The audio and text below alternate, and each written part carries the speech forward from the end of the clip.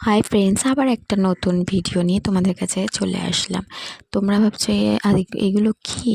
এখানে বাজনা টাজনা দেখাচ্ছে কেন? এগুলো দেখাচ্ছে কেন? এখানে হলো মা শীতলার স্নান যাত্রা। সেটা হলো হাওড়ায়, ঠিক আছে। আর শালকিয়ার ওখানেও হয়, বড় করে হয়, তো ওখানে আমরা যাইনি। এটা আমার মামা শ্বশুরের বাড়ির সামনে থেকে যায় বলে আমরা সেদিনকার ওখানে গেছিলাম। গিয়ে আমারও এই প্রথমই দেখা, আমি শুনেছি কিন্তু কোনোদিন যাওয়া হয়ে ওঠেনি। তো এইবার প্রথমবার গেছি, গিয়ে গিয়ে দেখেছি, তো ভালোই লাগলো। আর বাচ্চা বাচ্চা মেয়েদের পার্বতী, দুর্গা, তারপরে নানা রকম ঠাকুর, মায়ের যা রূপ আছে সেই রূপগুলো সমস্ত সাজিয়েছে, বাচ্চাগুলোকে দেখতেও মিষ্টি লাগছে।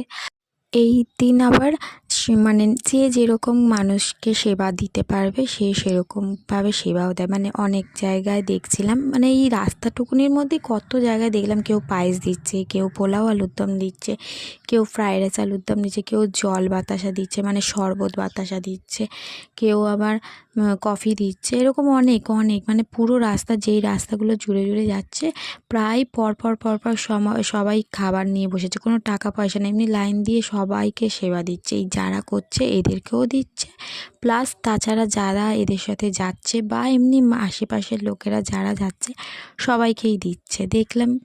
তারপর আবার মামিরাও তো যায়, মামি শাশুড়িরা, তাদের সাথে আবার আমরা কিছুটা দূর গেছিলাম দুষ্টুকে নিয়ে। আর দুষ্টু এগুলো পছন্দ করে, আমারও ভালো লাগছিলো। আমার শাশুড়িরও পায়ে ব্যথা, কিন্তু তাও শাশুড়িরও ভালো লাগছিলো বলে যাচ্ছিলো।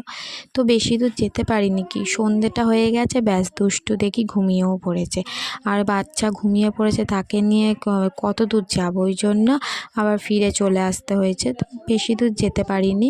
তো যাই হোক, সামনের বছর যদি ভালোভাবে মানে দুষ্টু বড় হয়ে গেলে, তাহলে এই যে মা আসছে, মাকে ভালো করে তোমাদের সাথে দেখাতেও পারিনি, কিন্তু চেষ্টা করেছি যতটা দেখানোর। খুব ভালো লেগেছে, খুব ভালো লেগেছে। আর যারা হাওড়ায় থাকো তারা তো জানোই। আর বাতাসা লুট দিয়ে যাচ্ছিল। আমার মামার শ্বশুরের বাড়িটা হলো দাসনগরে।